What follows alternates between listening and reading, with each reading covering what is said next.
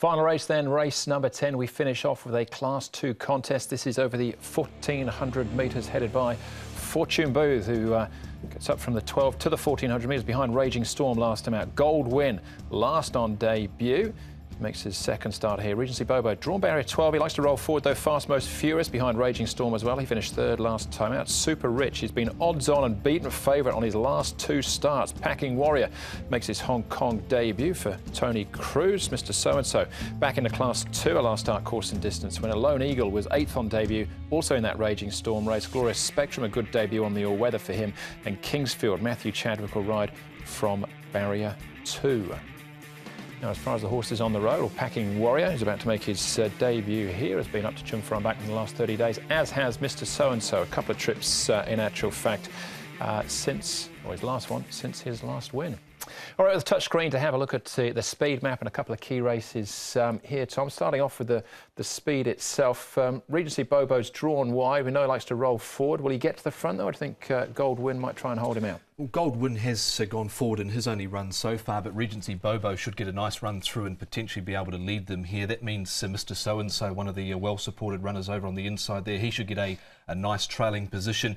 Fast Most Furious back on the inside. The interesting runners here are Glorious Spectrum. He's going to be potentially caught wide. Lone Eagle from his wide stall. I don't know where he's going to potentially get. He could potentially be back in the field. And Packing Warrior, who hasn't shown a lot of speed in his recent trials. I think that's probably going to suit him there, and he is probably looking for more than 1,400 metres. But I think Regency Bobo should be hard to hold out from the front. Old favourite of you, Paul. Yours, yes. Paul. What have you seen in the morning, though? Well, we'll start with Super Rich, because I thought we'd concentrate on the main protagonists in this particular race, and he's been pretty unlucky his last two starts not to win, and you can see he's going nicely enough here. So no fears if you want to be backing him. He does it nicely enough there. Mr. So-and-so, who's been up at Chung Far, thought it was a nice piece from him. He is an improved horse, this one. It was a good, strong win from him last time, and he's going nicely enough. You can see him there up on the main Chung Far track.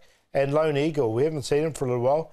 He's pretty keen in his week there. You can see he's a little bit green, if anything, as he comes down. He's drawn wide, so he needed a bit of luck, but he's going okay at the moment. It's a big price, I see, at the moment. He's over 40 to 1. We'll come back and have a look at Lone Eagle at the trials in a moment or so. Let's start off, though, with Super Rich and his jockey, Zach Purton.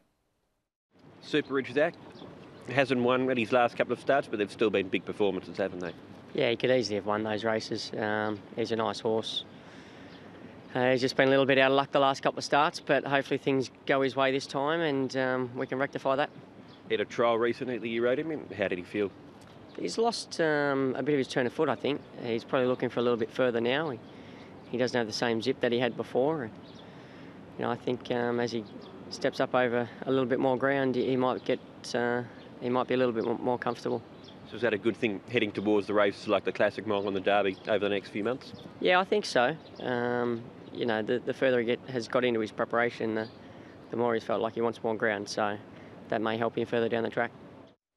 Yeah, mugged late there, and at the start before was a little bit unlucky in the run as well, Super Rich. Yeah, he was desperately unlucky on that occasion. He's been anywhere between 150, 170 recently. I think Zach's certainly right that he's looking for more ground than 1,400 metres, but I'm happy to go with him again. He got caught wide up on the pace or just in behind them last time out, so I think he's one of the ones to beat in this race. Yeah, definitely. I think there's a dead set Quinella in this race, and he's one of the two. I've got him in for second, though. But he is going really nicely at the moment. He's going to come up short again. I think there'll be a few people chasing a bit of cash with him. All right. Well, I think we'll get to the other horse in a moment or so. This is Fast Most Furious we're looking at here, in behind horses as we pick it up. Fortune Booth with a good turn of foot, and Gold Win, who was on speed on debut but weakened out of it. Yeah, he finished last in the end, the Gold Win. Back Fast Most Furious. Now, he has been running some not bad races here at Sha Tin, but his two wins have both been at Happy Valley from his 4 starts. He's been placed a couple of times here, and he runs nicely once again. He should get a nice run from barrier number 4. I've got a couple ahead of him, though, but he's been pretty honest recently. He squeezed through a gap last time out over the concluding stages here. Once he got into the clear, he ran home particularly well, I thought. Did Fast Most Furious. He's a horse that can certainly rattle off a good closing 400. But yep, yet to win here at Sha Tin, but I don't think he's without a chance. No, I don't think he's necessarily just a valley horse judged on that effort there. He's finished off strongly. And Fortune Booth, I've got a bit of time for as well. But a big weight here in a good field. Could this be the horse, Paul? Mr. So-and-so, who's part of your dead set Quinella. Yep, dead set right there, Andrew, with Mr. So-and-so.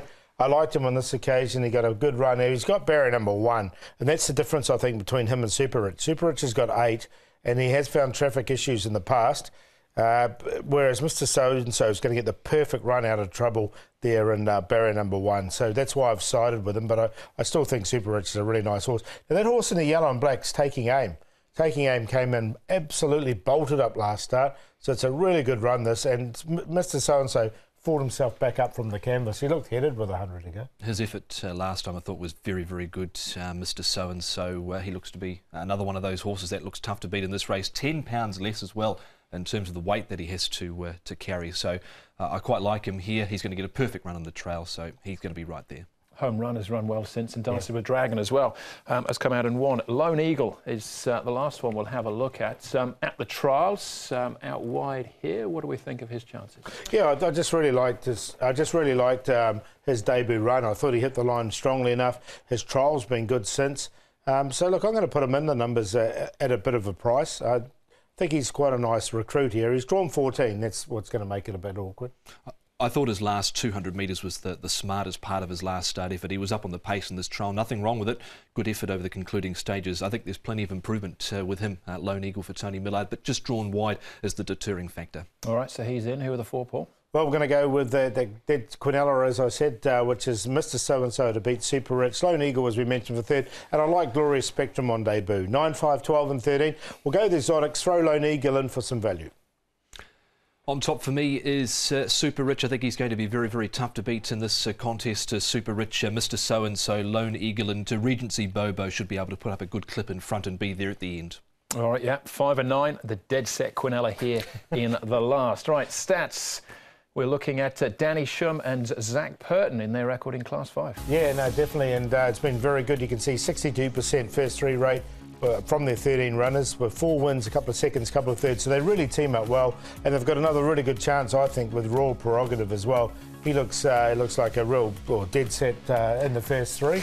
If not win, that's the word for today. Right. 2 words even. All right, who's the dead set winner on the weekend then, Paul? The best bet? Yeah, we're going to go with Fabulous 8. Just got nutted on debut, and I think he's improved since then, so he can go ahead and win. And Courageous Dragon, another one that's improved a lot. Dropped 18 pounds, barrier number 3, up to 1,200. Looks ideal. He's 30 to 1. He's the long shot, and as far as the play is going to go, he's in there with likely favourite Hanan Star, and another really interesting first starter, Chairman Lowe. Righto, my best in the programme. Race 9 on the all-weather Raging Blitzkrieg for Joe Marira, John Side. So race 9, number 2. Long shot race 5, number 2, Happy Victory. Zach Purton riding there. And my play of the day. Race 7, Fabulous 8, banking that with selections Multi-Million Dancing Fighter and Voyage Star. All right, so best for me, Unicron Jury. Actually, best last time as well. Didn't quite get there. I think he will up in trip here. And Positively High, ignore his last start. He was working towards a better effort at the start before. Good draw here, Matthew Poon in the saddle. Harmony Hero, Ho Ho Feel and Unicron Jury, the QQP. The best play in race number 8. That's it. We're done then for 2018 as far as Racing to Win is concerned. Definitely. Happy New Year, everyone, and I hope you can eat, drink and be merry. It was my Christmas message, and I certainly did. Yep, you certainly did. So did I. And looking forward to what should be a good day at Sha Tin. 40 years of racing at Sha Tin, and we do it all again New Year's Day. Big program, entries are out, 11 races, some nice types going around as well. Looking forward to it. That's the show, though. Thanks for watching on behalf of Paul, Tom and the rest of the team. Hopefully see you at Sha Tin on Saturday, and we will be racing to win. Good night.